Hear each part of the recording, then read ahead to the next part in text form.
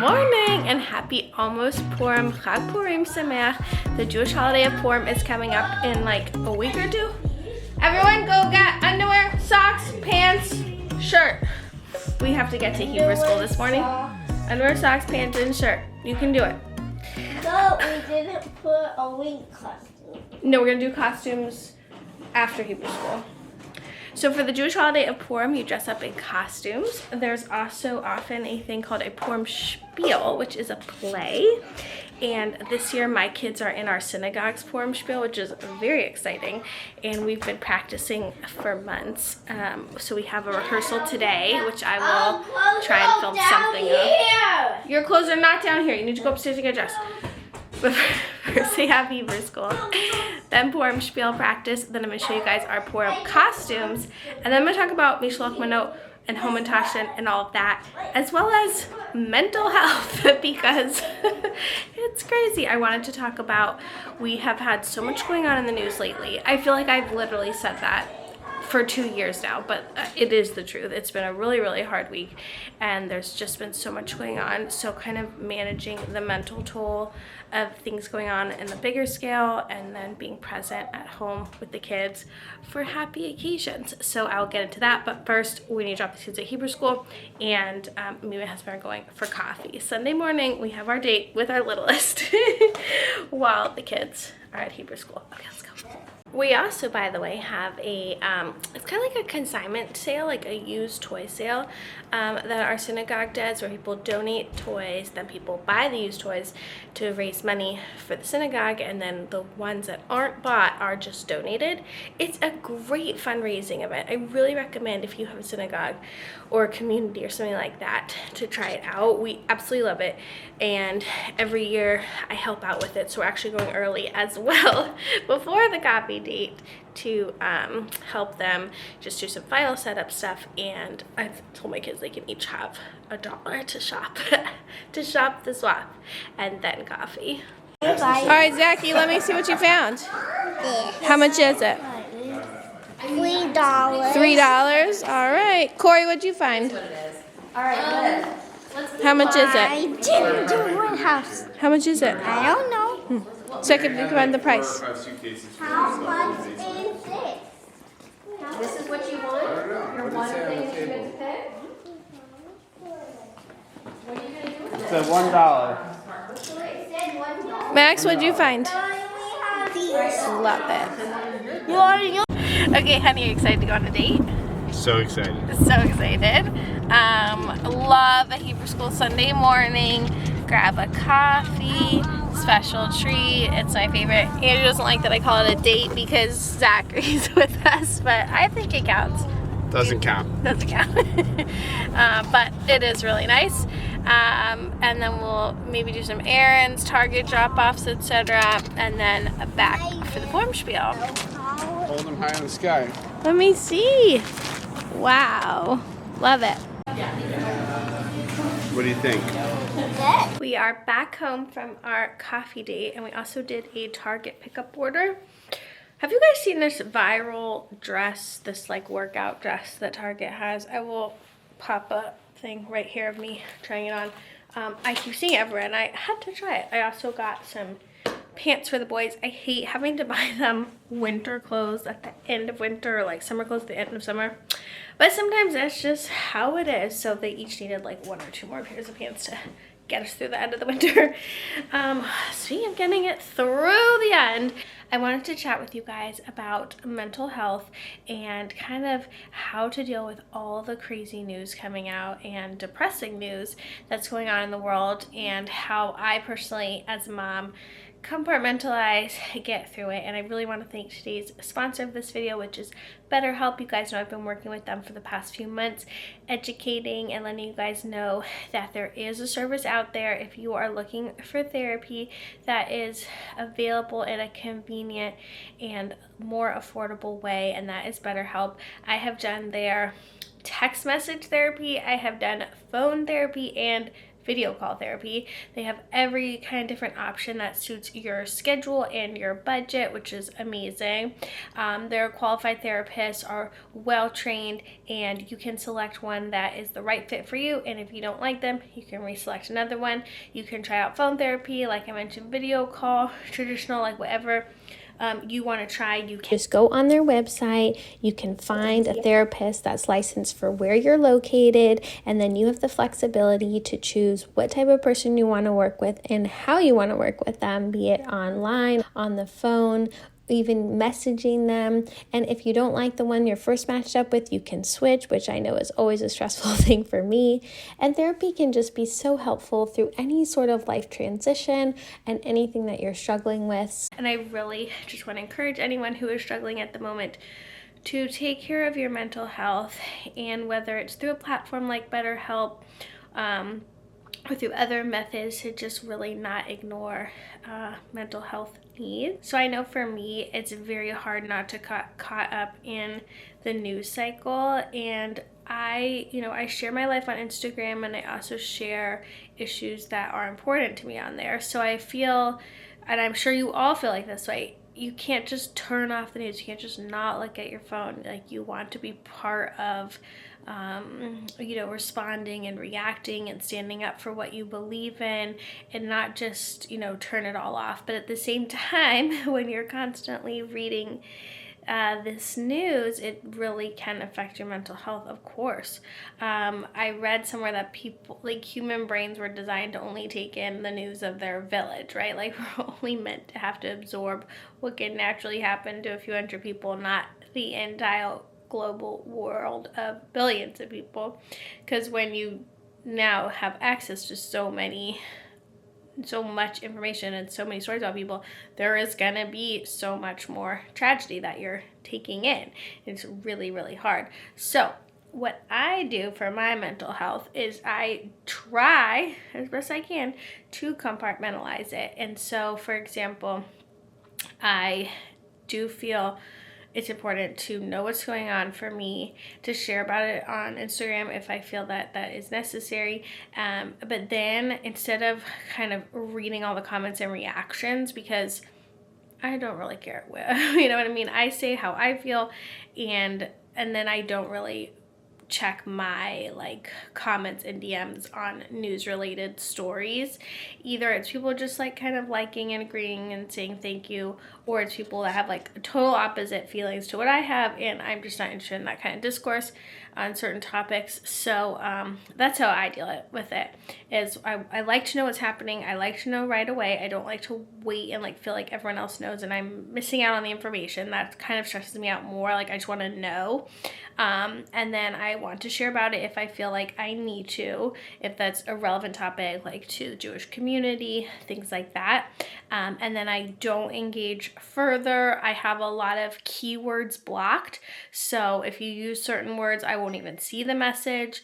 And I also don't really when I'm posting about sensitive topics, I'll tend not to respond to DMs at that time, because I'll just be inundated, a ton of people saying thank you and I agree, and then a ton of people disagreeing. So anyways, that's how I manage it. And I figured out what's worked for me. I know that trying to ignore the news and not check doesn't work for me, because I get more stressed out feeling, again, like everyone knows something that I don't know, or that I'm missing out on information that's important that I should know. So that doesn't work for me. It might work for you. Do what works for you. And I just really encourage you to speak to a therapist if you are struggling, and make a plan and figure out a way that you can not get so bogged down by the news cycle, because there is just always something going on. So anyways, thank you so much to BetterHelp for sponsoring this video. Definitely go check them out if you are looking for some mental help. So with that, let's get back to some Jewish joy, because Purim is all about joy. So I wanted to show you guys our Purim costumes, and we are going to do a try on this afternoon to make sure everyone's fits. The boys had a little mini try on before, but me and my husband have not tried ours on.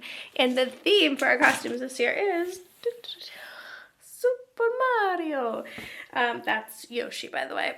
The boys are obsessed with Mario. They got a Switch for Hanukkah. They had an old N64 before that, so they just love Nintendo and Mario. So I'm going to show you guys a little bit of Purim Spiel rehearsal, and then we'll come back and put on our costume. By the way, I love Purim Spiel practice because all my friends are there, all our kids are in it, so we have the best time just chatting at the back. And Max said the best thing to me because parents don't have to stay for Purim Spiel practice. Like, the director asked for a few parents to be around just because there's so many kids and she's like directing the show, but like 99% of parents don't stay. They just, you know, the kids just go themselves, which is fine. I always go because, again, my friends go and we just chat it up. And I am the type of mom that if we're allowed to be there, I will be there. Anyway, so my son, Max, I think my husband was like, oh, are you going to Purim Spiel practice? And he's like, of course Mom's going to go. She would never miss it. She wouldn't miss it for the world. And it just made me so happy because, like, I just don't, you know, my kids are not that expressive, and they are, I was like, it's amazing to me that he noticed that. You know what I mean? Because my kids are just, they're in their own world, they're doing their own thing. So it just made me really feel nice that he recognized that I always come to everything. Like, I'm at every school party, school show, like I volunteer for everything, every PTA, every room parent, etc. But I don't know if my kids like think that, you know, they're like, oh, Mom's just always there, you know, like they kind of like take it for granted, or they don't realize that other people's moms aren't there, kind of thing.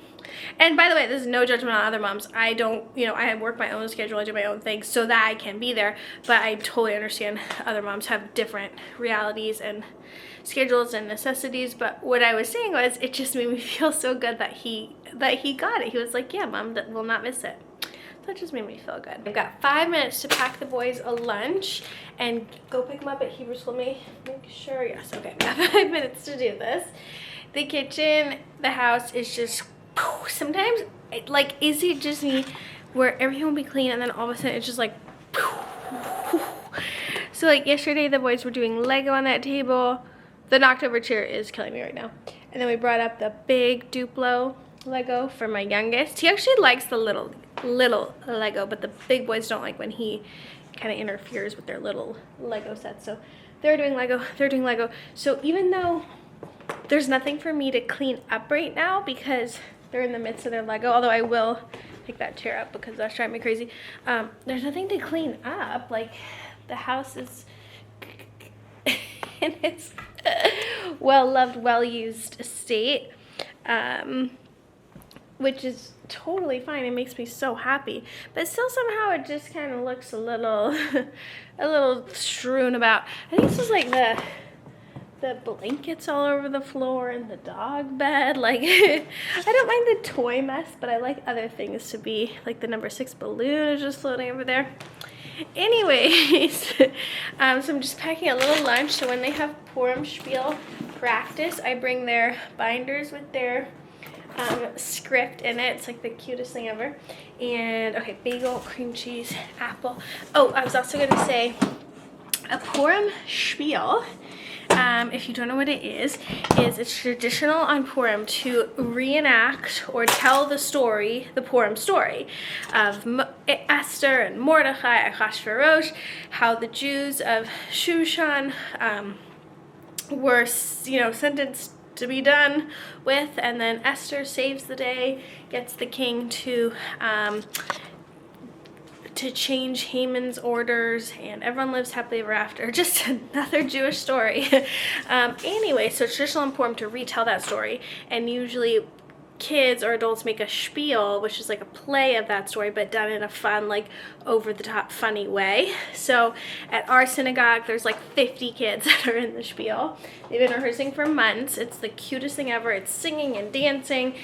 So between Hebrew school and spiel practice, they have lunch. So I've got bagels, cream cheese. I'm gonna take an apple, an orange maybe. I don't know why, but for me, packing lunches is like one of the, everyone like has their motherhood task that they don't like. For most people it's laundry. I don't love laundry, but I'm okay with it. Packing lunches just gets me every time. I just feel like there's nothing good. I never am happy about like the nutrition of it. Just packing some bars. I don't know. I just, yeah, something about the lunch packing, I'm always just like, oh, it's no good. No one's gonna like it. It's a waste and it's not great. Anyways, okay, I'm getting out the door. Let's go to the spiel. Okay, Max, will you tell me what this is? Won't drown. A shark's eating me, and an alligator and a jellyfish is stinging me, and an octopus and a squid is squirting into my face, and a fish and squid are all attacking me. Corey, what is this that you made in Hebrew school? It's the Tower of Babel. The Tower of Babel? I love it. It's so tall. Don't you mean Bible? No, Babel. Yeah, that's pay. Let's go to a Purim spiel.